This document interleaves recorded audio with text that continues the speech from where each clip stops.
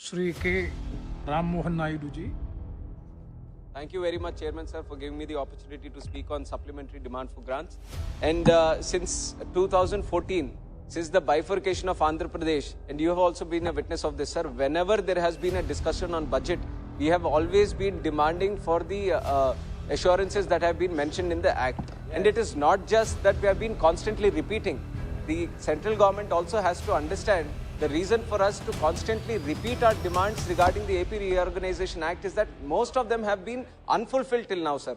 So which is why once again I request the central government to fulfill all the assurances that have been mentioned in the AP Reorganization Act. Some of them I want to briefly highlight. Some have already been mentioned by my colleague Jaydev Gallaji yesterday in his speech in this supplementary demand for grants. And one of the most important ones, sir, is the establishment of railway zones, sir. This has been a long-lasting demand and we felt very happy when it was mentioned in the AP Reorganization Act. But it was announced 3.5 years ago by the central government themselves. But even today, when even the budget of 170 crore rupees has been budgeted for this creation of new Vizag railway zone and also new Rayagada division also, sir. But only 106 has been sanctioned. I have to mention in the floor of the House that the people of Uttarandhra, who are going to be the major benefiters of the railway zone, they are not satisfied with the sanction, sir. We want to see the zone in action. Only then it will be the fulfillment of this railway zone, sir. For that, we request the central government to fulfill all the budgetary requirements for the creation of new railway zone in the state of Andhra Pradesh. And also, I don't know why there has been an unjustified decision to remove Voltaire division completely. It was one of the most profitable divisions in the country, sir. Without any solid reasoning, without any solid justification, they are simply removing the Voltaire division, which is not right. So once again, I want to demand the central government to include railway zone in its Voltaire division in its entirety and to continue its existence in the South Coast railway zone, which has been announced. And also the stations are Palasa, Mandasa, Sunnadevi, Baruwa, Sompeta, Jadupudi, Ichapuram. These come under Khurda Road Division. I would like to request the central government also to include them in the South Coast Railway Zone. These might be something related to the Railway Ministry, but whenever any decision has to be made, it has financial implications. So, which is why I want to mention in the demands for grants also, sir.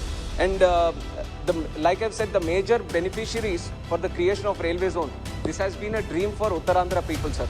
New railway lines, new trains, new station developments, new infrastructure. So this is going to help in the economic development of especially Uttarandhra region. So without any further delay, let the central government bring the zone into existence and into operation. That is my strong demand to the central government through this speech, sir. And also, Vizag Steel Plant. Not just this, sir. The central government has been constantly deciding on privatizing many of the PSUs. If there is a reasoning, the first and foremost reason that they give is that it's not the business of the government to deal with these kind of PSUs.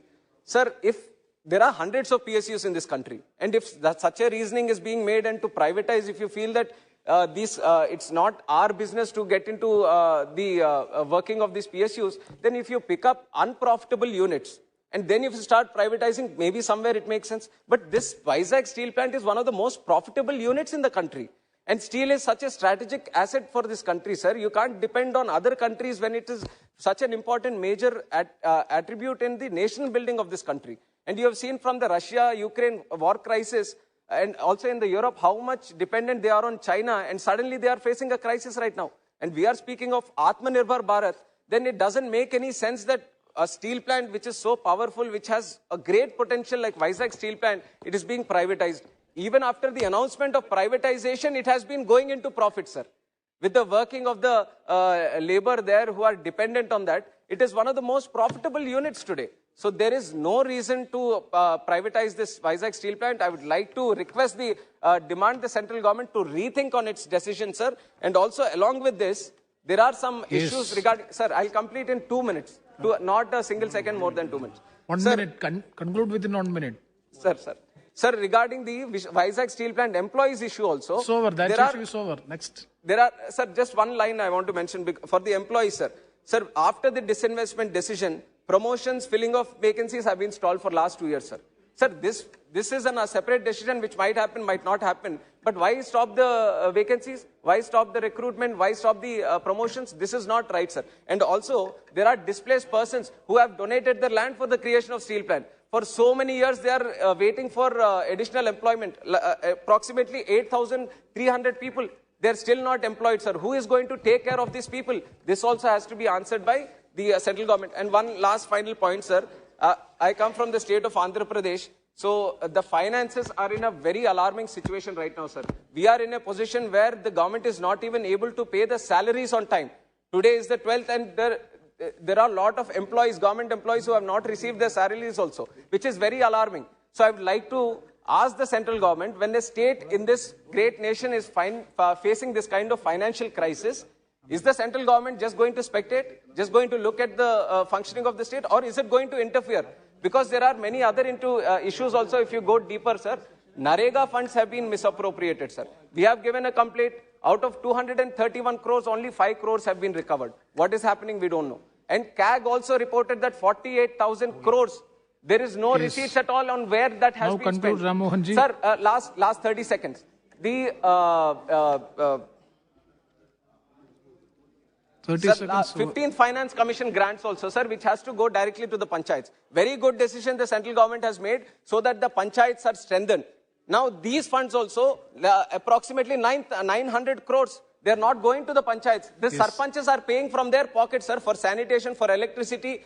And this is also not right, sir. The center has to interfere. One last point that I want to make. Disaster relief fund to the tune of 1,100 crores, unutilized, misappropriated. What is the central government going to do? These are all funds which the central government is sending to the state. When the finances in the state are not happening in the right way, then who is going to take responsibility? I would like to ask the finance minister to answer this question. Thank you.